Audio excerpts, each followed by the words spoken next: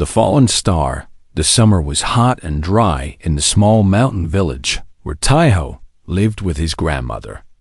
He was only 8 years old, a quiet boy with dark eyes and messy hair that his grandmother Yunji always tried to comb but never could.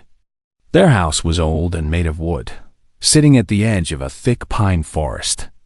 The nearest city was 3 hours away by bus, and Taiho had only been there twice in his whole life. He liked the mountains better. He liked the sound of birds in the morning and the smell of pine needles after rain.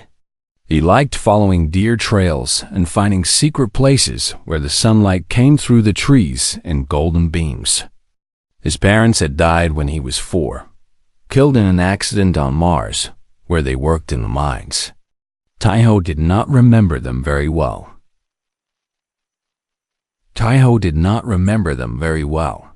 He only had a photograph that his grandmother kept on the kitchen wall.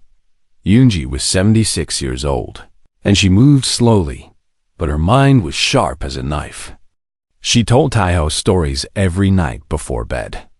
Stories about ancient warriors who could shoot arrows so fast that they looked like rain. Stories about spirits who lived in the mountains and helped those who were kind and punished those who were cruel. Taiho loved these stories more than anything. That night, the sky broke open. Taiho was lying in his bed, too hot to sleep, when he saw the light through his window. It was not like lightning. It was orange and red, and it screamed across the darkness like a wounded animal. He sat up and watched as the thing fell beyond the tree line, and when it hit the ground, the whole house shook. His wooden toys fell off the shelf. The glass of water on his table spilled. He waited for his grandmother to wake up, but she did not. Her hearing was not good anymore, and she slept deeply. Taiho knew he should stay in bed. He knew he should wait until morning. But something pulled at him, something he could not explain. He put on his boots and his jacket and slipped out into the night. The forest was dark, but Taiho knew these paths well. He followed the smell of smoke and the orange glow that flickered between the trees. It took him almost an hour to reach the place where the thing had fallen. It was a crater. The ground had been torn open like a wound, and trees lay broken all around it, their trunks splintered and smoking. At the center of the crater, something metal gleamed in the moonlight. It was a ship, Taiho realized. A spaceship. He had seen pictures of them in school. Humans have been traveling to the stars for 200 years now, and aliens had come to Earth before, though never to his village. But this ship was not like the ones in his textbooks. It was smaller, shaped like a teardrop, and its surface was covered in strange writing that seemed to glow faintly, and there was someone inside. Taiho climbed down into the crater carefully, his boots slipping on the loose dirt. The heat from the crash was fading, but the air still tasted like burnt metal. As he got closer, he saw her. She was tall, taller than any human he had ever seen. Her skin was the color of copper, smooth and shining, even though it was covered in silver blood. She had 4 arms, 2 on each side, and they were all bent at wrong angles. Her flight suit was torn, and sparks flew from a device attached to her throat. Her eyes were closed. Taiho stood very still. He was afraid, but he was also curious. He had never seen an alien before, not in real life. The ones who visited Earth usually stayed in the big cities, talking to governments and making deals. They never came to places like this. The alien's eyes opened. They were beautiful and terrible, the color of embers in a dying fire. She looked at Taiho, and her mouth moved, and the device on her throat crackled and spoke in broken Korean. "Leave," she said. Her voice was weak and full of pain. "Hunters, coming." Taiho did not leave. Instead, he climbed closer. He could see now that she was badly hurt. One of her legs was trapped under a piece of the ship. Her silver blood was pooling beneath her, soaking into the dirt. "You are hurt," Taiho said. It was obvious, but he did not know what else to say. The alien stared at him. Her four hands clenched and unclenched. "You are a child," she said, as if this surprised her. "I am 8, Taiho said. "My name is Taiho. What is your name?" For a long moment, she did not answer. Then something in her face changed. It was not quite a smile, but it was close. "Vila," she said. "My name is Vila." Taiho nodded seriously. "I will help you, Vila." She tried to laugh, but it turned into a cough that brought more silver blood to her lips. "You cannot help me, small one. I am dying. And even if I were not, my enemies will come. They will find me. They will kill anyone who helped me." "Why?" Taiho asked. Vila closed her eyes. "Because I saw what they were going to do. They were going to kill everyone on a planet. Millions of people. Innocent people. People like you." She opened her eyes again. "I tried to stop them. I tried to warn the others. So they shot me down." Taiho did not understand everything she said, but he understood enough. She had tried to do the right thing, and she had been punished for it. That was not fair. That was not how the stories his grandmother told were supposed to go. "I will help you," he said again. He ran home. He moved as quietly as he could, gathering things from the house without waking his grandmother. Bandages from the medicine box, a bottle of water, some rice cakes wrapped in cloth, a blanket that smelled like mothballs. He carried everything back to the crater, making 2 trips because his arms were small. Vala watched him with those ember eyes, saying nothing. He did not know how to treat alien wounds. He did not even know if water was safe for her to drink. But he cleaned the cuts he could reach, and he wrapped them with bandages. And he gave her water, which she drank slowly and carefully. When she was too tired to stay awake, he covered her with the blanket and sat beside her, watching the stars, for 3 weeks. He visited her every day. He told his grandmother he was playing in the forest, which was not a lie. He brought Vela food and water and medicine that he stole from the village clinic when no one was looking.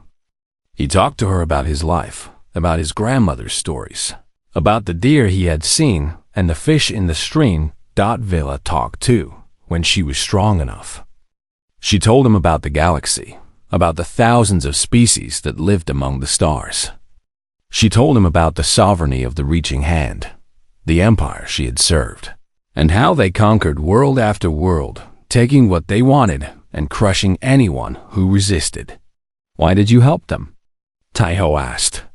"Because I was afraid," Vela said. "Because it was easier. Because I told myself that it was not my fault, that I was just following orders." She looked at him with something like shame. "You are braver than I ever was, small one." Taiho did not feel brave. He just felt like he was doing what his grandmother's stories had taught him. You help people who were hurt. That was what heroes did. On the 20th day, a ship came for Vila. It was small and fast, piloted by a friend who owed her a favor. She was strong enough to walk now, though she still limped. Before she left, she pressed something into Taiho's hands. It was small, no bigger than an acorn, and it glowed faintly with inner light. "Plant this," she said. "Care for it. When you are grown, it will give you a gift. And if you ever need me, I will come." Then she climbed into the ship, and the ship rose into the sky, and Vila was gone. Taiho walked home slowly. He planted the seed behind his grandmother's house, in the spot where the morning sun was warmest. He watered it every day and told no one about the alien in the woods. The seed began to grow. The bough that sang 15 years passed like water flowing down a mountain stream. Taiho grew from a quiet boy into a quiet man. He was tall now, taller than most people in the village, with strong shoulders and hands that knew hard work. His face was calm and serious, and his eyes still held the same dark curiosity they had when he was a child. He did not talk much, but when he spoke, people listened. His grandmother Yunji was 91 years old. She could not walk without help anymore, and her eyes had grown cloudy, but her mind was still sharp. She still told him stories at night, the same ones she had told when he was small. And Taiho never grew tired of hearing them. He had become a forest ranger, working for the government to protect the mountains from poachers and illegal loggers. It was quiet work, lonely work, and that suited him well. He spent weeks at a time in the wilderness, sleeping under the stars, tracking animals and watching over the land that he loved. But his true skill, the thing that set him apart from everyone else, was his archery. Yunji had taught him to use a bow when he was 10 years old. In the mountains, she said, a bow was better than a gun. Guns were loud and expensive. Arrows were quiet and could be made from the forest itself. She taught him to craft his own arrows, to string his own bows, to breathe slowly and aim with his heart instead of his eyes. Taiho practiced every day. In the beginning, he was clumsy. His arrows flew wide, and his arms ached from pulling the string. But he did not give up. He practiced in the rain and the snow and the burning summer heat. He practiced until his fingers bled, and then he practiced more. By the time he was 18, he could hit a target from 200 meters away. By the time he was 20, he could split an arrow with another arrow. By the time he was 23, there was no one in the entire Eastern Federation who could match him. He entered competitions sometimes, when his grandmother asked him to. She liked to watch him on the television, liked to see his name scroll across the screen. He won every time, but he did not enjoy the attention. The reporters wanted to interview him. The sponsors wanted to give him money, but Taiho always refused. He did not want fame. He just wanted to shoot.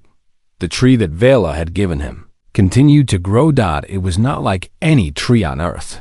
Its trunk was silver white, smooth as polished metal, and its branches hummed with a sound that only Taiho could hear. It had no leaves, only slender limbs that reached toward the sky like fingers. By the time Taiho was 20, it was taller than the house. By the time he was 23, it was taller than the tallest pine in the forest. The villagers thought it was strange, but they did not ask questions. Strange things happened in the mountains sometimes. That was just the way of the world. On his 23rd birthday, Taiho woke before dawn and walked to the tree. He did this every morning, as a kind of ritual. He would stand before it and listen to its humming and wonder what gift Viola had meant. 15 years was a long time. Sometimes he wondered if he had imagined the whole thing, if the alien in the crater had been nothing but a dream. But that morning, something was different. The tree was glowing. A soft light pulsed from its core, blue and white, like a heartbeat made of starlight. Taiho approached slowly, his breath catching in his throat. As he reached out to touch the trunk, the bark split open, and something fell into his hands. It was a bow. It was beautiful beyond words. The limbs were curved and graceful, made from the same silver-white material as the tree. They were warm in his hands, warm like living skin. There was no string, but when Taiho held the bow and thought about shooting, a line of hard light appeared between the limbs, bright and humming with energy. He pulled the string. An arrow formed from nothing, a shaft of pure light that glowed like a captured star. He aimed at a tree stump 50 meters away and released. The arrow flew faster than any arrow he had ever shot. It punched through the stump and kept going, burying itself in the hillside beyond. A moment later, the arrow dissolved into sparks and reappeared in a quiver that had formed on Taiho's back without him noticing. He stared at the bow in his hands. His heart was beating fast, and his mind was racing with questions. But beneath the confusion, beneath the wonder, there was something else.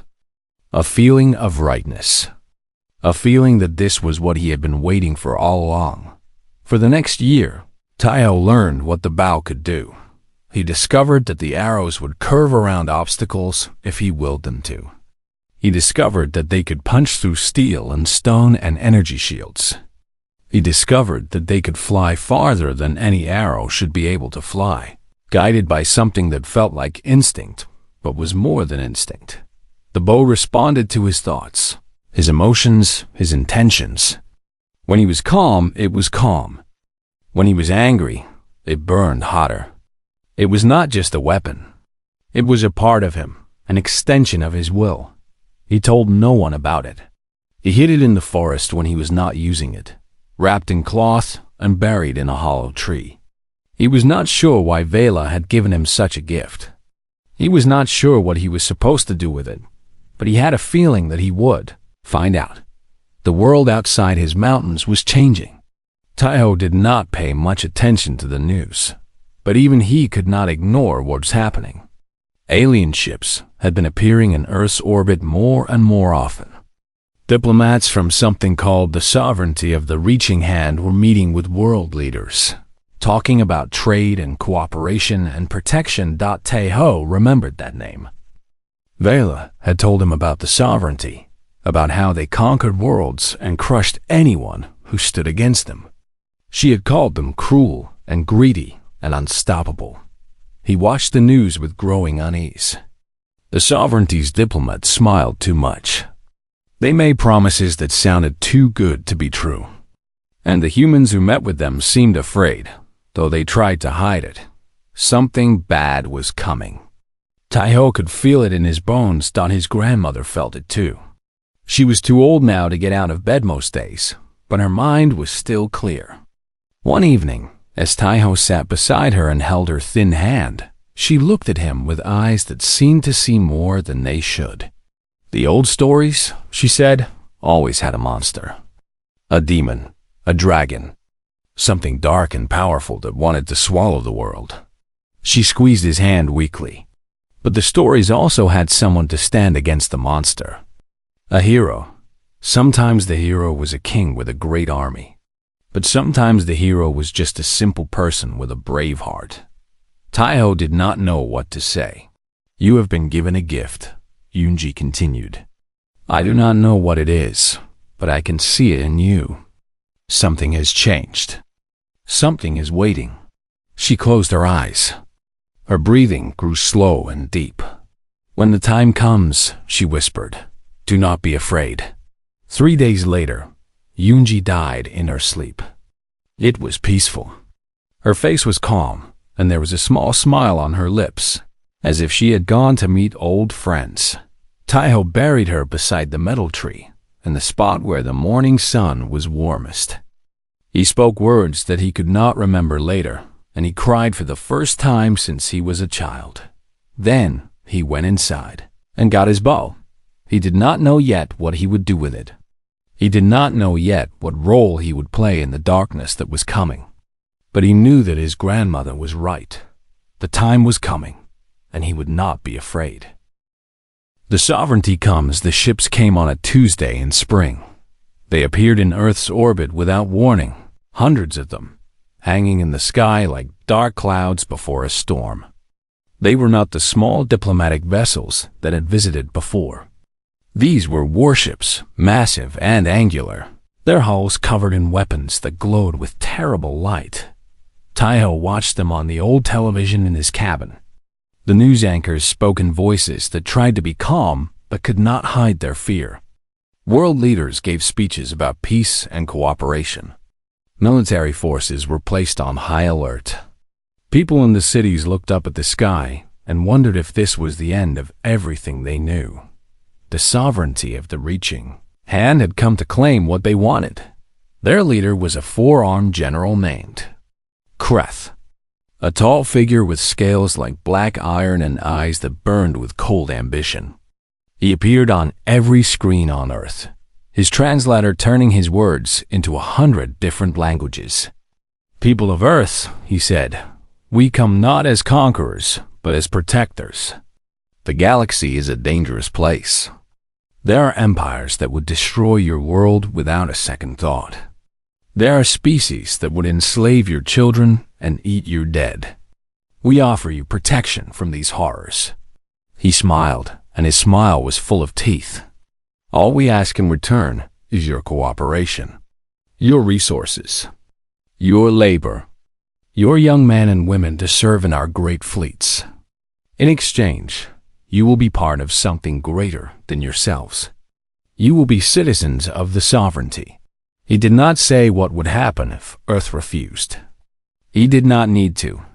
The warships in orbit spoke loudly enough that the world's governments argued for weeks.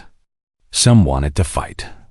They pointed to Earth's own fleets, to the weapons they had built over 2 centuries of space travel.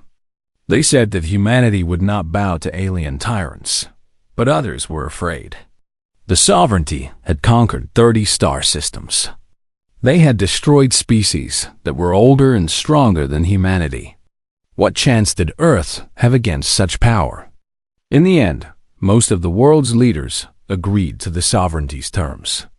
They called it a treaty. They called it an alliance. They said it was the only way to survive. Taeho knew it was surrender. He had stopped watching the news by then. It made him too angry, too sad. He spent his days in the forest, walking the paths he had known since childhood, carrying his bow and practicing his shots. The mountains were still peaceful. The birds still sang. The streams still flowed, but everything had changed. Sovereignty patrols began to appear in the villages. They were soldiers with 4 arms and copper skin, wearing armor that hummed with energy and carrying weapons that could melt stone. They said they were there to help, to protect, to keep order. But Taeho saw the way they looked at the humans. Like they were looking at animals. Like they were looking at things to be used and thrown away. The soldiers took what they wanted. Food, supplies, sometimes people. Young men and women were loaded onto transports and taken away to serve in the sovereignty's armies. The families who complained were beaten. The villages that resisted were burned. Earth had not been saved. It had been enslaved. Taeho stayed in the mountains, away from the patrols, hidden in the forests. He knew better than anyone. He watched and he waited. He was not sure what he was waiting for, but he knew that he could not sit still forever. The first time he killed a sovereignty soldier, it was almost an accident. He was tracking a deer through the forest when he heard the sound of screaming. He followed the sound to a small village at the base of the mountain. A patrol of 5 soldiers had come to collect tribute, but the village had nothing left to give. The soldiers were angry. They had grabbed an old man and were holding him on his knees, pressing a weapon to his head. Taeho did not think. He just acted. He drew his bow and released in a single motion. The arrow of light flew across the distance in a heartbeat. It passed through the soldier's energy shield like it was not there. It passed through his armor like it was paper. It struck him in the chest, and he fell. The other soldiers turned, their weapons raised, but they could not see where the arrow had come from. Taeho was already moving, already notching another arrow. He shot the 2nd soldier through the throat, the 3rd through the eye, the 4th in the back as he tried to run. The 5th soldier dropped his weapon and held up his hands. His ember eyes were wide with fear. Taeho walked out of the forest, his bow still drawn. The arrow of light pointed at the soldier's heart. "Tell your commanders," he said, "that this mountain is not theirs. Tell them that if they come back, they will die." He released the arrow. It passed an inch from the soldier's head and buried itself in a tree behind him. The soldier ran. The villagers stared at Taeho with a mixture of terror and hope. They did not know who he was. They did not understand what had just happened. But the old man he had saved grabbed his hand and held it tight. "Thank you," the old man whispered. "Thank you." Taeho nodded and walked back into the forest. Word spread quickly. The sovereignty's commanders received the report and laughed. A single human with a bow had killed 4 soldiers. It was impossible. It was a joke. They sent another patrol to the mountain to find this archer and make an example of him. The patrol did not return. They sent a larger force. 20 soldiers with heavy weapons and air support. Taiho led them deep into the mountains, into the fog and the narrow paths where their technology meant nothing. He killed them one by one, striking from the shadows, disappearing before they could fire back. When it was over, 20 soldiers lay dead, each one killed by a single arrow. The sovereignty stopped laughing. Reports came in from across the region. Supply convoys were being attacked. Outposts were burning. Officers were being found dead in their beds, pinned to the walls by arrows that should not have been able to penetrate their shields. The humans called him a ghost. The sovereignty called him a terrorist. But both sides knew that something had changed. Someone was fighting back. Taiho did not think of himself as a hero. He thought of his grandmother's stories about warriors who stood against monsters when no one else would. He thought of Vila, who had tried to do the right thing and had been shot down for it. He thought of the old man in the village, whose hand had shaken as he whispered his thanks. He was not fighting because he thought he could win. He was fighting because he could not do anything else. The nights were long and cold in the mountains. Taiho slept in caves and under trees, always moving, never staying in one place for more than a few hours. He ate what he could find and drank from the streams. His body grew lean and hard, but his mind was troubled. He knew that he could not do this forever. The sovereignty had thousands of soldiers, millions of soldiers, spread across 30 star systems. He was one man with one bow. No matter how many he killed, there would always be more. And yet he kept fighting. Because every soldier he killed was a soldier who could not hurt anyone else. Because every convoy he destroyed was supplies that would not reach the enemy. Because every time he struck from the shadows, he reminded the people of Earth that they were not alone. Someone was fighting for them. Someone would not give up. The sovereignty's high command began to take notice. This archer, this ghost, was becoming a symbol. Resistance movements were forming across the planet, inspired by the stories of a lone warrior in the mountains. If this continued, the pacification of Earth might take years instead of months. They needed to end this quickly. They needed to send someone who could not fail. High Commander Kreth looked at the reports on his desk and felt something he had not felt in a long time. Annoyance stopped one human, one primitive archer on a backwater world. And somehow, this one human had killed more of his soldiers than some planetary rebellions. It was time to deal with this personally. Kreth began to gather his forces. 2,000 soldiers, the best the sovereignty had. Air support, ground vehicles, orbital targeting systems. He would burn the mountains to ash if he had to. He would find this archer and tear him apart with his own 4 hands. No one would remember the ghost in the mountains. No one would remember Earth. That was what Kreth believed. He was wrong.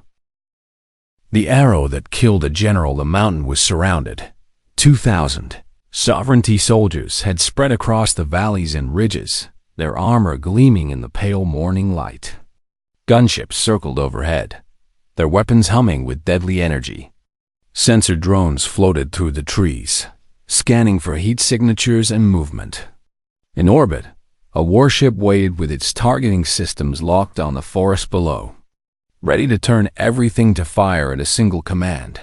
High Commander Kreth stood at the center of his command camp, his 4 arms folded across his broad chest.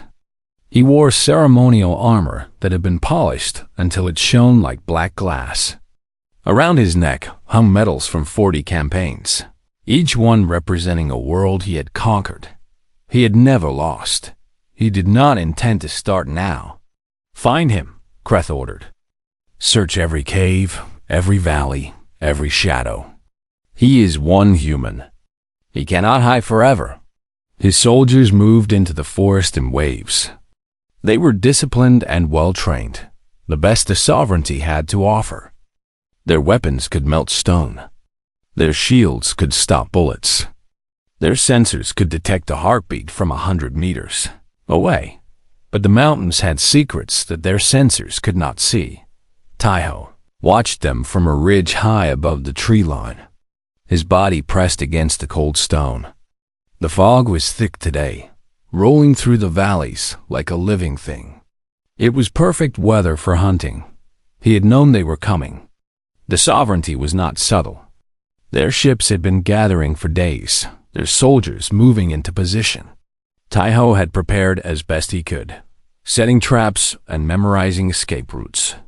He knew these mountains better than anyone alive, but 2,000 soldiers was more than he had ever faced. And Kreth was not like the other commanders. He was smarter, more patient, more dangerous. Taiho would have to be careful. He moved through the fog like a ghost, silent and invisible. The soldiers searched in groups of 10, calling out to each other, their voices echoing through the trees. Their technology was impressive, but it was also a weakness. They relied on their sensors and their shields. They trusted their machines more than their instincts. Taiho trusted only himself. He found a group of soldiers moving through a narrow ravine, their weapons raised, their eyes scanning the fog. He drew his bow and waited. The arrow formed in his hand, glowing with soft light. He released. The first soldier fell without a sound, the arrow passing through his shield and his helmet before he even knew what was happening. The others shouted and raised their weapons, firing blindly into the fog. But Taiho was already gone, already moving to a new position. Another arrow. Another soldier fell, and another. And another. Panic spread through the group. They had been trained to fight armies, to conquer worlds, but they had never faced anything like this. An enemy they could not see. Arrows that ignored their shields. Death that came from the mist like the hand of a vengeful spirit. The survivors ran, stumbling over rocks and roots, calling for backup on their communicators. But by the time reinforcements arrived, Taiho was gone. Kreth received the report in his command tent. 5 soldiers dead. No sign of the archer. He crushed the communicator in his fist and threw the pieces at the wall. Find him. He roared. Send everyone. I want this mountain turned inside out. But the mountain was vast, and the fog was thick, and the archer knew every path and every hiding place. By the end of the first day, Kreth had lost 40 soldiers. By the end of the second day, he had lost 80. By the end of the third day, his officers were whispering that this mission was cursed. Kreth executed one of them for cowardice. The whispering stopped. On the 4th day, Kreth changed his strategy. He ordered his soldiers to stop searching and start burning. Gunships flew low over the forest, raining fire down on the trees. Smoke rose in great black columns, blotting out the sun. Taiho watched from a cave high in the peaks, his jaw tight with anger. The forest was dying. The animals were fleeing. The land that he loved was being destroyed, but he did not give up. That night, he crept into the Sovereignty's camp. It was a risky move. The camp was heavily guarded, surrounded by fences and sensors and soldiers on patrol. But Taiho had watched them for days. He knew their routines. He knew their weaknesses. He slipped through the fence where the sensors were weakest. He moved between tents where the shadows were deepest. He killed 3 guards without making a sound, his arrows finding their marks before they could cry out. And then he found the officers' quarters. He killed 10 of them in 10 minutes. Each one died with an arrow through the throat, pinned to their beds or their chairs or their tables. He left no witnesses. He left no trace. When the bodies were discovered in the morning, panic swept through the camp. The officers were supposed to be protected. They were supposed to be safe. If the archer could reach them, he could reach anyone. Kreth stood in the middle of the carnage, his ember eyes burning with fury. He had underestimated this human. He had thought this would be easy. He had been wrong, but he was not afraid. Fear was a weakness, and Kreth had no weaknesses. Pull back the patrols, he ordered. Bring everyone to the camp. We will make our stand here. His remaining officers looked at him in confusion. "But Commander, if we stop searching, the archer will escape." Kreth smiled, and his smile was full of teeth. "No, he will not escape. He will come to us." He looked at the mountains that surrounded the camp, at the fog that rolled through the valleys. He has been protecting these mountains, these people. He will not run away while we are still here. He was right. On the seventh night, Taiho came. The camp was quiet. The soldiers were nervous, jumping at shadows, holding their weapons too tightly. They had heard the stories. They had seen the bodies. They knew that death was coming for them. Taiho moved through the camp like a wind through leaves. He killed the perimeter guards first, then the patrols, then the soldiers stationed at the intersections. One by one, they fell, arrows of light passing through their shields like they were not there. Kreth heard the commotion and smiled. He dismissed his personal guards, sending them to join the defense.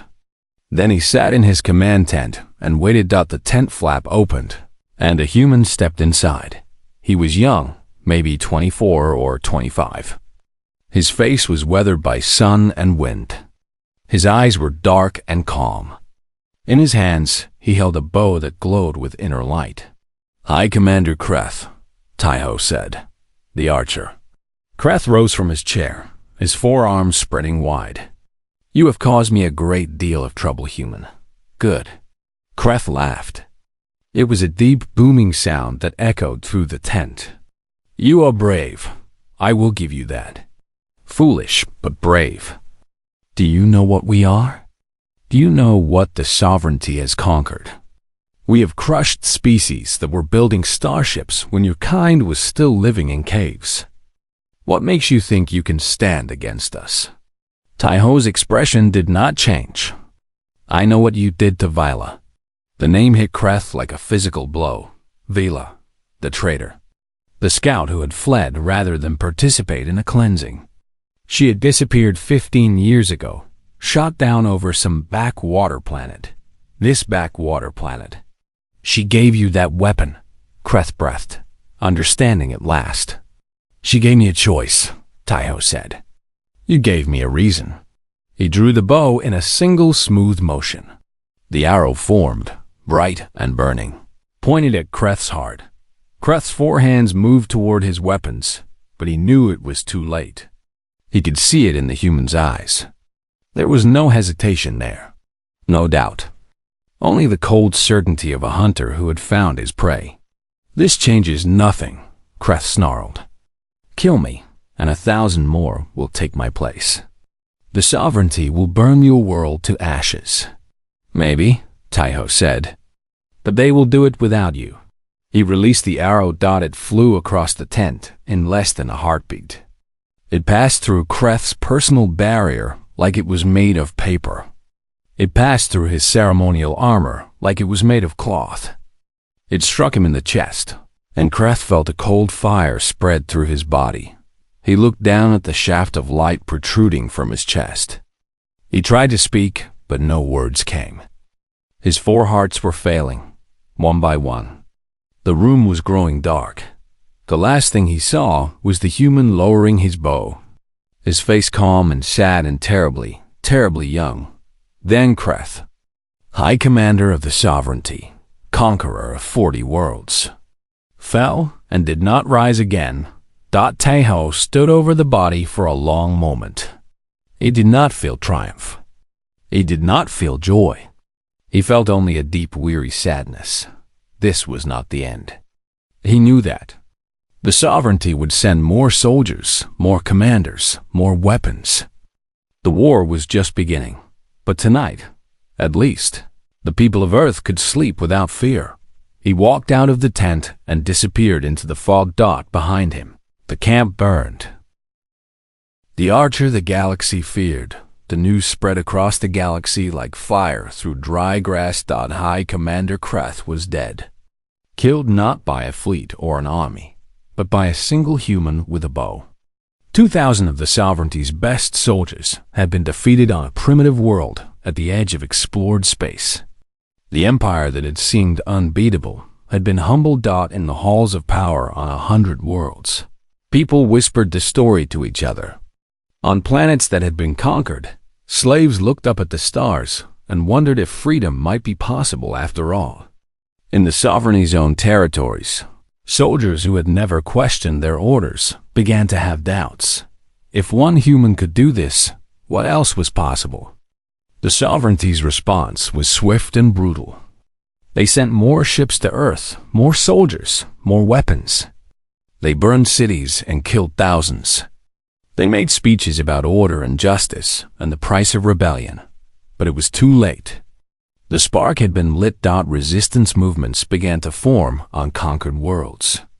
Species that had been enemies united against a common foe. Smugglers and pirates and freedom fighters began to work together, sharing weapons and information and hope. And at the center of it all, like a legend come to life, was the Archer. Taiho did not seek the fame that came to him. He did not give speeches or lead rallies. He simply appeared where he was needed, striking from the shadows, killing those who could not be killed, and vanishing before anyone could catch him. He fought on Earth for 2 more years, leading a guerrilla war against the occupation. He trained other archers, teaching them to use the bow and to move through the wilderness unseen. He attacked supply convoys and communication centers and the estates of collaborators. Every victory was a message. The sovereignty could be hurt. The sovereignty could be beaten. When the occupation finally collapsed, Taiho did not stay to celebrate. He had heard stories of other worlds that were fighting for their freedom, worlds that needed help. He took his bow and left Earth behind. For the next 10 years, he traveled across the galaxy. He fought on jungle planets and desert moons and space stations that hung between the stars.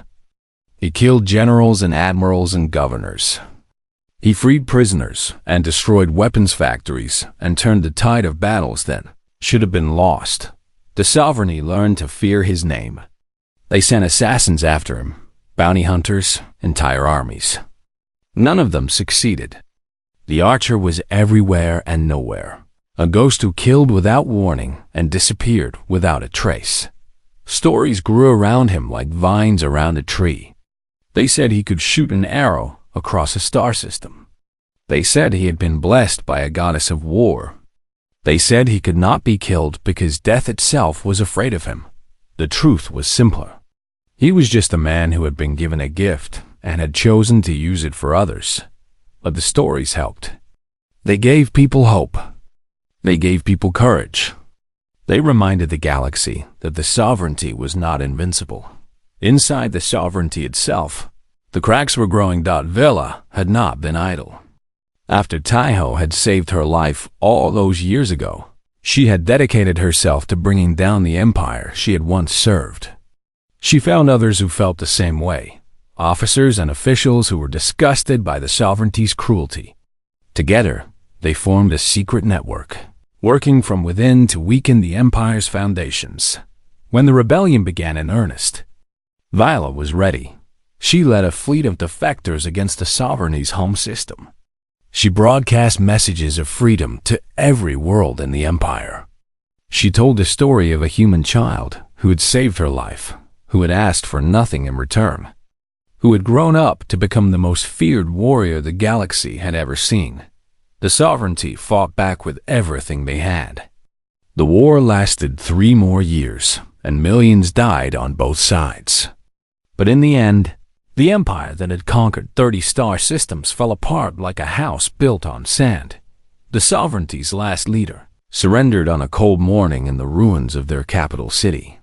Viola accepted the surrender personally, her 4 arms folded across her chest, her ember eyes bright with triumph and sorrow. The war was over. The galaxy was free. Taiho heard the news on a small moon at the edge of known space. He was sitting alone in a cave, his bow resting across his knees, looking up at the stars. He did not feel joy. He was too tired for joy. But he felt something like peace. It was finished. The thing he had been fighting for, The thing he had sacrificed everything for was finally done. He could rest now. Vila found him 3 months later. She had been searching for him since the war ended. The galaxy wanted to thank him, to honor him, to make him a hero. But Taiho had disappeared as completely as he always did. She found him on Earth in the mountains where he'd been born. He was living in a small cabin, not far from where his grandmother's house had stood. The metal tree still grew behind it, silver white and humming with quiet energy. Vela stood at the edge of the clearing and watched him for a long moment. He was older now, his hair streaked with gray, his face lined with years of fighting. But his eyes were the same dark eyes she had seen in a crater 15 years ago. "You kept your promise," she said. Taeho lowered his bow and turned to face her. He did not seem surprised to see her. "You came back. I said I would." They stood together in silence, looking at the tree that had grown from a seed of light. The forest was quiet. The birds were singing. The stream flowed clear and cold over smooth stones. "The galaxy is free because a human boy gave water to a dying alien," Bela said at last. Her voice was soft, almost wondering. "How does that make sense?" Taiho thought about the question for a long time. He thought about his grandmother and her stories. He thought about the old man in the village who had grabbed his hand and whispered his thanks. He thought about all the people he had saved and all the people he had killed. "It does not have to make sense," he said finally. "It just has to be true." Vila nodded slowly. She understood. Some things could not be explained. They could only be lived. "What will you do now?" she asked. Taeho looked at the mountains that surrounded them, at the forest that had been his home for so many years. He thought about the bow that still hung at his side, the gift that Vila had given him so long ago. "I will stay here," he said. "I will hunt and fish and watch the stars. I will tell stories to the children who come to visit. I will remember those who died and be grateful for those who lived." He paused, and something like a smile touched his lips. "And when I am needed again, I will come." Vila reached out and took his hand. Her copper skin was warm against his calloused fingers. "You have done enough," she said. "More than enough. The galaxy owes you everything." "The galaxy owes me nothing," Taiho said. "I did what my grandmother taught me to do. I helped people who were hurt. That is all." That is all. They stood together under the stars, 2 old warriors at the end of a long war. The night was quiet and peaceful. The metal tree hummed its soft song. Somewhere in the forest, an owl called out and another answered. Taiho set down his bow. Not forever, but for now, the galaxy had found its freedom. The people of Earth had found their courage. And the quiet man in the mountains had found something he had not known. He was looking for peace. Some stories end in fire and glory, with armies clashing and empires falling. But this one ended in silence, in the soft whisper of wind through pine needles, in the gentle flow of water over stones. It ended with kindness given freely. And kindness returned when it was needed most. It ended with an archer who had become a legend, and a legend who had become, once again, just a man. And in the end, that was enough. That was everything.